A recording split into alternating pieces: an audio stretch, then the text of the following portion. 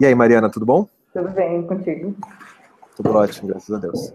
Então, eu participei da palestra da Mariana no Agile Trends, ah, pegando aqui a palestra, o título da palestra, 11 maneiras de compartilhar conhecimento em times ágeis.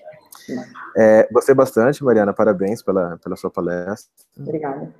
Eu queria começar na verdade diferente, porque você é de uma área que é o equivalente ao que a gente chamaria de RH, certo? Certo. Legal. E é interessante, pelo menos para mim, que estou entrevistando algumas pessoas, eu entrevisto Scrum Master, PO, desenvolvedor, nunca entrevistei alguém de RH e uma RH ou uma pessoa de RH que tivesse essa mentalidade ou utilizasse os conceitos ágeis, né? Então, a primeira pergunta que eu tinha para você seria, qual que é a diferença de uma pessoa que trabalha no RH que é ágil e que não é? O que ele faz diferente? Bom, eu acho que a principal diferença é o mindset. Até falei um pouco sobre isso na minha palestra, que, na verdade, para mim, a agilidade ela é um conjunto de princípios e valores, e não necessariamente são práticas. Então, tudo que eu proponho dentro da Thaler, como a gente é uma empresa de cultura ágil, é sempre pensando e levando em consideração os valores dos princípios ágeis. Então, principalmente a questão dos indivíduos e interações mais que processo de ferramentas, resposta rápida às mudanças, entregar valor continuamente, está sempre melhorando. Então, tudo isso eu consigo colocar dentro do meu trabalho. Além disso, eu utilizo algumas metodologias, algumas práticas do Scrum. A gente usa cerimônias, daily, retrospectiva, sei lá, várias outras. E eu trabalho com Kanban no meu fluxo de trabalho. Então, é mais uma questão de mindset mesmo do que necessariamente das práticas que eu utilizo, sabe? Legal. E você tem um exemplo para a gente, assim, de uma ação do RH ou de algo que seria mais tradicional de um RH e como que você reinterpretou isso e faz na Thaler? Pensar. Na verdade, assim, é que o meu fluxo mesmo de trabalho, ele é um pouco diferente, porque eu trabalho num núcleo, que a gente chama de núcleo de criação. Eu sou a única pessoa que trabalha como people diretamente aqui na Thaler, mas porque a gente é uma empresa pequena, somos em 24, 25 pessoas hoje. Então, eu trabalho junto com designers, 2 designers e uma profissional de marketing. E a gente trabalha todo mundo junto nessas 3 áreas. Então, a gente tem um Kanban único de um fluxo contínuo. E então, por exemplo, tem algumas coisas, óbvio, por exemplo, feedback 360, que eu utilizo aqui, feedback Canvas, que como eu sou formada, eu sou socióloga, né? Então, para mim, fazer a parte de pesquisa e ser neutra e tudo mais já faz parte da minha formação, que é um pouco diferente já do restante de RH, que geralmente são psicólogos, né? Entendi. Então, essa sou eu ainda que lidero aqui dentro, digamos assim.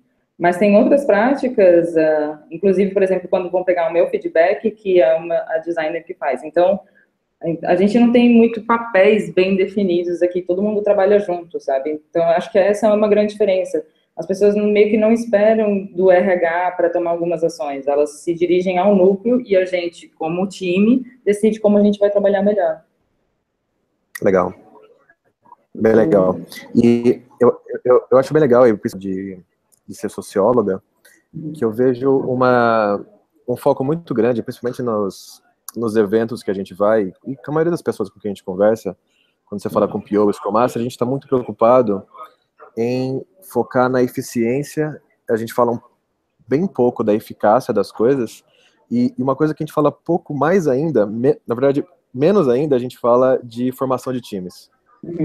A gente vai direto para como fazer um Scrum bem feito, como fazer um TDD, como fazer uma prática, uma técnica, fala muito, muito, muito disso, tem muito conteúdo sobre isso, e pouco a gente fala sobre a fundação daquilo, né, que é o que permite as coisas acontecerem de uma forma sustentável, que é o relacionamento interpessoal, como você cria a confiança das pessoas para formar realmente um time que vai trabalhar com uma alta performance, provavelmente, utilizando as técnicas que a gente sempre debate, né? Uhum. E é bem legal quando você fala isso, e principalmente quando você fala na sua apresentação dos jeitos de se aprender, dos jeitos de trocar conhecimento, que tem tudo a ver com criar um ambiente fértil para que as pessoas consigam, de certa forma, tanto entre times quanto dentro do próprio time, criar conhecimento que alavanque potenciais oportunidades, né? Uma coisa meio orgânica que vai se auto-reforçando de alguma forma, com culturas e conhecimentos do que é certo e do que é errado, para poder fazer as coisas com uma alta performance melhor, que vai muito além das técnicas em si, né? Eu acho que... desculpa. Não, pode falar.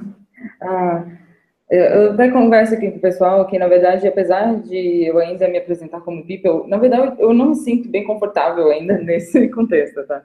Porque eu vejo o meu papel muito mais como uma facilitadora das relações sociais dentro da empresa, e da cultura, e ser uma facilitadora e alguém que está tentando sempre trabalhar para que as pessoas tenham um bem-estar dentro da empresa. Então, esse é o meu foco principal, assim, pessoal. Então, às vezes, até coisas muito específicas, que daí me falta até um pouco da formação da psicologia, aí eu trabalho num lance mais de coach, e não tanto, tipo, perfil comportamental, essas coisas não são bem a minha especialidade, digamos.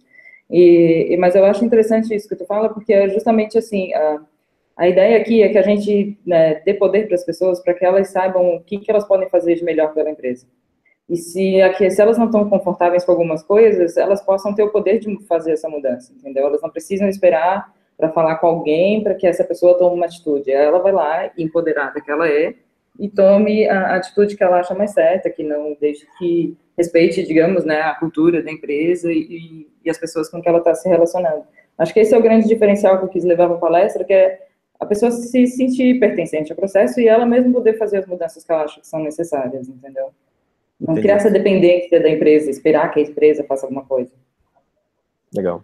Tem bastante a ver também com o que eu tenho escrito de gestão 3.0, holacracia, que é você, de alguma forma, criar as condições necessárias, né, criar um ambiente e setar bem as restrições, deixar claro quais são as periferias com que as pessoas podem trabalhar sem invadir o espaço do outro, e dar autonomia para que ela faça o melhor possível dentro daquilo que lhe é permitido, né, de certa forma. Sim. Eu acompanhei um pouco do teu blog, obrigada. Legal. E, Mariana, entrando na sua palestra, 11 maneiras de compartilhar conhecimento intimizáveis.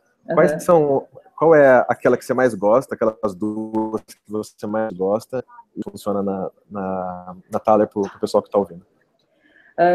Eu acho que a primeira, com certeza, é trabalhar em par. Até o pessoal está muito acostumado com o pair programming, né? E a gente tem um monte de gente aí, se entrar no SlideShare, tem 1 milhão de palestras, o pessoal falando sobre boas práticas, como fazer o pair programming e tal. Só que aqui a gente utiliza o pair programming, o pair, na verdade, para tudo. Por exemplo, ontem mesmo eu estava trabalhando com a minha colega de marketing, a gente estava vendo coisas sobre analytics. Eu trabalho junto com o pessoal do design, por exemplo, a camiseta do Agile Trends, fui eu que fiz o design. E eu nunca tinha feito nada parecido. Então, quando a gente trabalha em pair, a gente conhece um pouco mais o trabalho do outro, acaba identificando coisas e até interesses que às vezes antes tu não tinha, e a gente consegue evitar as ilhas de conhecimento, né? Então, por exemplo, se eu sair de férias hoje, eu tenho plena tranquilidade de que as outras pessoas vão conseguir vão prosseguir com o meu trabalho e eu não vou precisar me ligar no meio das minhas férias, por exemplo. E assim é com qualquer outro profissional, sabe? O pair, para mim, é o que eu mais gosto, assim, é o que mais dá certo aqui. E, tá bom, só pra gente finalizar, Mari, você usa algum tipo de métrica no trabalho que você faz? Eu quero dizer, aprendizado, essas questões, elas são abstratas e a gente consegue influenciar elas de alguma forma, né? A gente cria as condições. Tem algum tipo de medição que você faça para entender se houve ganhos naquelas ações de potencializar aprendizados, troca de conhecimento de alguma forma? Tem. Isso é uma coisa ainda que eu estou aprendendo, tá? Não é muito fácil. Eu comecei de uma maneira extremamente subjetiva, até por, né, ser sociólogo, a gente aprende isso mais facilmente, assim. Mas tem algumas coisas que eu consigo fazer. Por exemplo, eu faço feedback 360 ainda. A minha ideia é que em algum momento ele se torne obsoleto, que a gente não precise mais fazer. Entendi. Então, o 360, o que eu construí junto com o pessoal, a gente listou uma série de coisas que são importantes para as pessoas que um colega de time seja ou tenha. Ou quando ele pensa em alguém que faz parte da Thaler, skills que são importantes para que aquela pessoa tenha.